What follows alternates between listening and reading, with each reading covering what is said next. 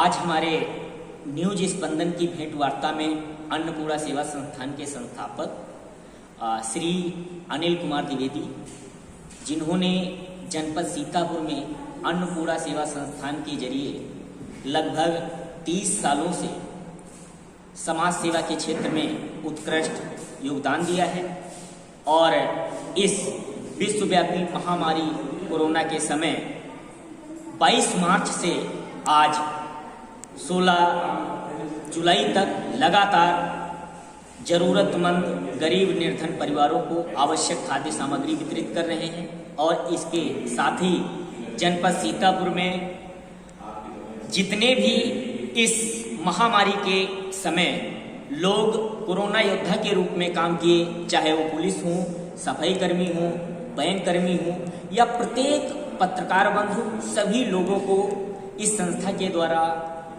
सम्मानित कर उनका हौसला अफजाई किया गया है। सर, आज हमारा आपसे पहला प्रश्न है, इस कोरोना के समय युवा वर्ग तनावग्रस्त हो रहा है, उसके लिए सर आपके अनुसार क्या समाधान हो सकता है? ये ऐसा है, सबसे पहले तो मैं आपके माध्यम से पूरे जनपदवासी और पूरे देश के लोगों को मैं प्रणाम करता हूं। और आपका चंद्रशेखर जी प्रश्न बहुत वाजिब प्रश्न है। जो कोविड-19 महामारी का दौर पूरे देश में चल रहा है और देश का पूरे विश्व इससे प्रभावित है, उसमें हमारे जो युवा साथी हैं वो बड़ा ऊहापोह की स्थिति में वो समझ नहीं पा रहे हैं कि हमें क्या करना है। ऐसे दौर में जितने भी अभिभावक के रोल में लोग हैं, शिक्षक हैं या समाज के और अग्रणी लोग हैं, उनकी जिम्मेदारी बनती है कि अपने जहां रह रहे हैं अड़ोस पड़ोस के युवाओं को संकलित करके, एकत्रित करके उनको ये समझाने का काम करना है कि कोरोना से हमें मजबूती से लड़ना है। उनका आत्मबल हमें कमजोर नहीं होने देना है।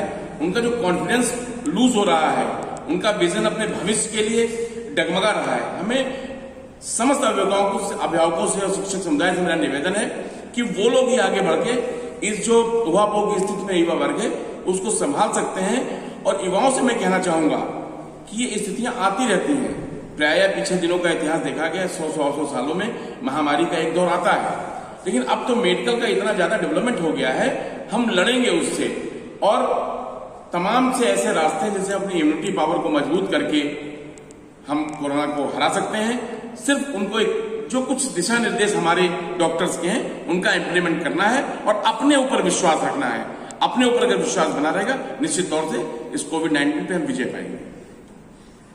सर, निश्चित रूप से ये बताने की आवश्यकता नहीं है, जनपद सीतापुर में जब से पहला लॉकडाउन लगा था 22 मार्च से अब तक आज 16 जुलाई है, आज तक आप लगातार बहुत से जरूरतमंद लोगों को आवश्यक खाद्य सामग्री वितरित कर रहे हैं और बहुत से क्षेत्रों में जो इस कोरोना काल में कोरोना योद्धा के रूप में अपनी अग्रणी भूमिका निभाए हैं, उन्हें आपने सम्मानित भी किया है। लेकिन सर, इसमें एक मेरा आपसे प्रश्न है, इस समय यदि ये हालात ऐसे ही रहे तो युवा वर्ग के लिए रोजगार का आपके अनुसार क्या समाधान हो सकता है जिससे वो अपने परिवार का भरण पोषण कर सकेंगे? बहुत अच्छा प्रश्न है आपका। जब से ये महामारी प्रारंभ हुई 22 मार्च से, फिर लॉकडाउन 1, 2, फिर अनलॉक 1, 2 का क्रम चला, तमाम हमारे प्रवासी कामगार अपने अपने काम छोड़ करके अपने अपने मूल घरों को वापस आ गए।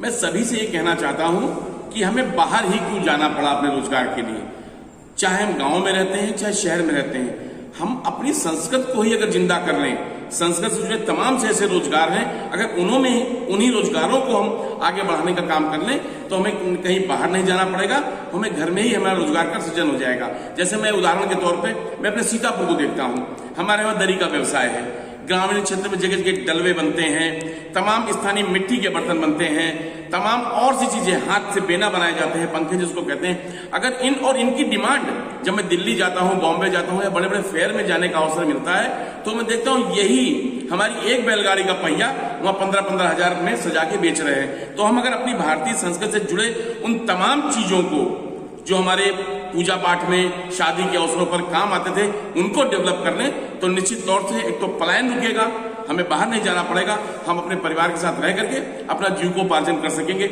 और जो हमारी मूल संस्कृति थी, मृत प्राय होती जा रही है, जिसपे पाश्चात्य का आवरण उड़ गया है, वो पाश्चात्य का आवरण हटेगा और हमारी संस्कृति फिर गुलजार होगी। सर, आज के दौर में देखा गया है, थोड़ा प्रश्न अलग हटके है सर। दौर में देखा गया है युवा वर्ग सबसे ज्यादा आत्महत्या का शिकार हो रहा है। इसमें परिवार और समाज की क्या भूमिका हो सकती है ताकि युवा वर्गों की जो आत्महत्या के समाचार दिन प्रतिदिन आ रहे हैं उनकी संख्या कम हो सके या बिल्कुल नगण्य हो सके? सर देखिए, ये प्रश्न बहुत जस्टिफाइड प्रश्न है, आज के दौर में सबसे महत्वपूर्ण है, क्योंकि मैं जब भी न्यूज़पेपर उठाता हूँ, न्यूज़ खोलता हूँ, कहीं ना कहीं सामूहिक आत्महत्या हुई होती है। और जो आकलन किया जा रहा है ज्यादातर मध्यवर्गीय परिवार के लोग हैं। इसमें बहुत बड़ा काम सरकार से, मेरा अनुरोध है, सरकार को करना है। तमाम से मध्यवर्गीय व्यापारी, निम्न छोटे व्यापारी, छोटा काम करके जो अपना जीविकोपार्जन करते थे, लोगों ने ऋण लिया, बैंक से ऋण लिया, प्राइवेट सेक्टर में लोगों ने ऋण लेकर के अपना जीविकोपार्जन करने का जरिया बनाया। 3-4 माह से सारी बंदी हो गई, काम सारे ठप हो गए, खर्चे उसी तरह हैं, स्कूलों की फीस जानी है, दूध का पेमेंट करना है, बिजली का बिल आना है। मैं सरकार से ये निवेदन करूंगा कि जो राहत पैकेज के नाम पर ऋण पैकेज दिया गया है, वो ऋण पैकेज हटा करके राहत पैकेज अगर दिया जाए, जैसे मैं उदाहरण के तौर पे कहना चाहता हूं, सरकार ने कहा कि बिजली का बिल हम माफ कर देंगे, आपको फिक्सेशन चार्ज देना होगा। जब मेरी दुकान 3 महीने खुली ही नहीं तो बिल आएगा कहां से? तो अगर फिक्सेशन चार्ज माफ किया जाए तब तो हमें मदद हुई, वरना फिर मदद किस बात की? फिर तो ऋण पैकेज हो गया। हमें जैसे कुछ पैसा लोन पे दिया जाए तो ये कहा जाए इस दौरान जो आपको 50,000, 1 लाख आपके रोजगार को आगे बढ़ाने के लिए हम ऋण देंगे, इस पे हम कोई ब्याज नहीं देंगे या बहुत न्यूनतम ब्याज देंगे, तब तो ये राहत पैकेज होगा। वरना तो सरकार ने ऋण पैकेज के में युवा वर्ग को उलझा दिया है और युवा वर्ग उसी ऋण पैकेज के फेर में टहल रहा है पूरे। और समाज की जो जिम्मेदारी का प्रश्न है, समाज की जिम्मेदारी ये बनती है क्योंकि हम सब मिलकर के ही समाज बनाते हैं, तो जो भी परेशान व्यक्ति है हमें उसको समझाने की आवश्यकता है। इस समय मोरल सपोर्ट की बहुत जरूरत है कि मानसिक रूप से वो ये ना मान ले कि अब हम कुछ नहीं कर सकते, उसका कॉन्फिडेंस लूज ना होने पाए। तो हम लोगों को उसको समझाने की जरूरत है, उसको समझा करके कैसे आप सर्वाइव कर सकते हैं इस दौर में, और जहां मदद की जा सकती है वहां मदद करने की जरूरत है कि वो जिंदगी से निराश ना होने पाए। उसकी निराशा जो उसके ऊपर हावी हो रही है, उस निराशा की चैन को तोड़ना है, जिससे हमारा युवा वर्ग विकसित हो रहा है। सर, आज के दौर की यदि हम बात करें तो प्रत्येक दूसरे दिन करीब 1 लाख कोरोना के नए केस आ रहे हैं, और यदि भारत में हालात नहीं सुधरे तो भारत का मध्य वर्ग और निम्न वर्ग के परिवार के सदस्य या परिवार कैसे इस बेरोजगारी के दौर में अपना पारिवारिक सरवाइव कर पाएंगे? इसके लिए सर क्या समाधान हो सकता है आपके अनुसार? देखिए, जो दौर चल रहा है और जो WHO की रिपोर्ट्स आ रही है, जो पूरे विश्व में विशेषज्ञ लोग हैं, डॉक्टर्स, उनके जो कमेंट्स आ रहे हैं और हमारे देश के बारे में जो कमेंट्स आ रहे हैं, वो बहुत अच्छी रिपोर्ट्स नहीं है। मैंने जितना अध्ययन किया है या मैं जो देख रहा हूं कि विज्ञान और साइंस बहुत डेवलप है आज के दौर में। पीछे की जो 100 साल पहले स्पेनिश फ्लू हुआ था, उससे आज में हालात मेडिकल के बहुत बेटर है, लेकिन हमारी आबादी के हिसाब से हमारे देश की स्थितियां बहुत अच्छी नहीं है। हमारे वहां हो क्या रहा है, इलाज सिर्फ पैसे वालों को मुहैया हो पा रहा है, बेड सिर्फ पैसे वालों को मिल पा रहा है। मैं सरकार से निवेदन करूंगा और सारे समाज से जुड़े लोगों से कि ये दौर ईश्वर न करे कभी दोबारा आए। ये जो दौर आया है, हम सब परिवार की तरह मिलकर के इससे लड़ें। जितने भी कोरोना योद्धा हैं उनका सम्मान करें, उनका मनोबल न टूटने पाए। जो डॉक्टर्स हैं, सफाई कर्मी हैं, पुलिस के लोग हैं, मीडिया से जुड़े लोग हैं जो फ्रंट फुट पे बैटिंग कर रहे हैं, उनका मनोबल न टूटने पाए, उनका हम सम्मान करें। और वहीं मैं सभी से निवेदन करूंगा, जो भी कोरोना संक्रमित हो जाता है वो मेरे परिवार का हो सकता है, किसी के परिवार का हो, वो ह्यूमन बीइंग है। इंसानियत के नाते हमें उनसे नफरत नहीं करनी है। जो देखने को मिल रहा है कि उनकी तरफ लोग जाते नहीं, उधर देखना नहीं पसंद कर रहे हैं, परिवार के लोग मिलना नहीं पसंद कर रहे हैं, मैं सभी से हाथ जोड़ के विनम्र निवेदन करता हूं कि ये बीमारी है, इसका इलाज है, हमें समय पे जागरूक होकर के इसका इलाज करना है। और कुछ बातें जो मानक है, जैसे मास्क हमें लगाना चाहिए, हमें सोशल डिस्टेंसिंग में शब्द का इस्तेमाल इसलिए नहीं करता हूं कि सामाजिक दूरी की बात उपयुक्त नहीं है समाज में, हमारे वहां शारीरिक दूरी अगर हम बना के चलें, शारीरिक दूरी रखें, मास्क लगाएं, हाथ धुलें, सैनिटाइजर का इस्तेमाल करें। वहीं सरकार से आपके माध्यम से मैं एक और निवेदन करना चाहता हूं कि मास्क और सैनिटाइजर हर व्यक्ति की आवश्यकता है, चाहे वो गरीब आदमी है या अमीर आदमी है, तो इसको जरूरी आवश्यक वस्तुओं में जरूर समाहित करें। जो बीच में जानकारी है कि इसको आवश्यक सामग्री से अलग कर दिया गया है, ये तभी व्यवस्था सही हो पाएगी। और सभी देशवासियों से मेरा निवेदन है कि इसको हल्के में ना लें। ये बहुत बड़ा दौर परेशानी का है हम सबके बीच में।